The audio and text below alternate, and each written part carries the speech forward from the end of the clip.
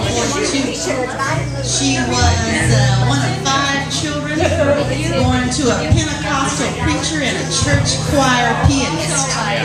Her mother sang and played piano, and her dad was called the man with the golden voice.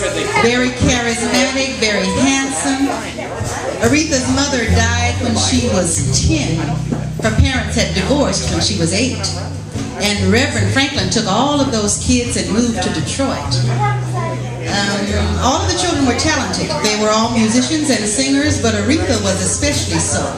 Her father became the first minister to travel across the United States with choirs to record and sell his sermons. Aretha's first album was recorded when she was only 14 years old. It was a gospel album, and many people thought she was the best singer they'd ever heard in their lives. But then one bad thing after another happened. By the time she was 14, she'd had her first child. By the time she was 16, she'd had 2. When she was 17, she dropped out of high school. And most people thought that greatest voice they'd ever heard would never bear all that potential fruit. She still kept singing in her father's choir, and Motown came calling. Berry Gordy was forming Motown right there in Detroit, and he'd of course heard about the greatest singer anyone had ever heard. So he dashed over, but her father suggested she wait.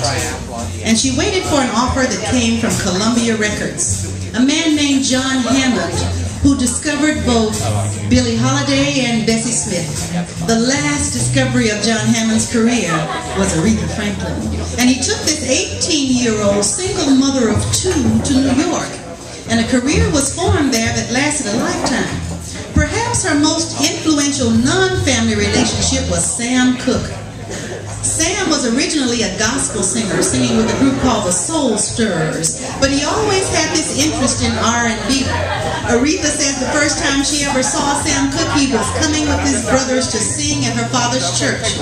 She says she remembers seeing him coming through the back of the church, and she was sitting on a pew with her sisters, and she said she started sliding down out of the chair. She goes, "That's the best looking man I've ever seen in my life." And it was Sam. She says she immediately became a Sam groupie, going to all of his public appearances, thinking he was the biggest star she'd ever know. She says her father took them on a gospel tour along with the Staples singers, Mavis Staples and Pop Staples. She says they were staying at a hotel in Atlanta, and that one night Sam Cooke came by her room and he talked to her all night long. She said she couldn't believe how handsome he was up close and how excited she was to see him. So the next night she decided she'd visit his room. So 15-year-old Aretha goes down to visit someone who's 10 years older, and her father, Reverend Franklin, starts looking for her all over the hotel. They said you could hear him in the hallway going, "Aretha?" Aretha says inside Sam Cooke's room, neither she nor Sam would answer. She says she doesn't think anybody was breathing. She says her father ran into Mavis Staples in the hall and says, "Have you seen Aretha?" And she said, "No, sir, I haven't." But of course Mavis was lying. Everybody knew Aretha was in Sam Cooke's room. She says eventually her daddy returned to his room, and as soon as they knew he was safely tucked away, she snuck back to her own. But she said she thinks if her father hadn't come by knocking on that door that night, a change might have come sure enough. She was just waiting for the right moment.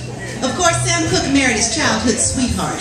Aretha said she and her sister were in the car one day as teenagers riding down the street, and this announcer comes over the radio and says Sam Cooke has just married his high school sweetheart. And she said she and Irma Franklin were just pissed.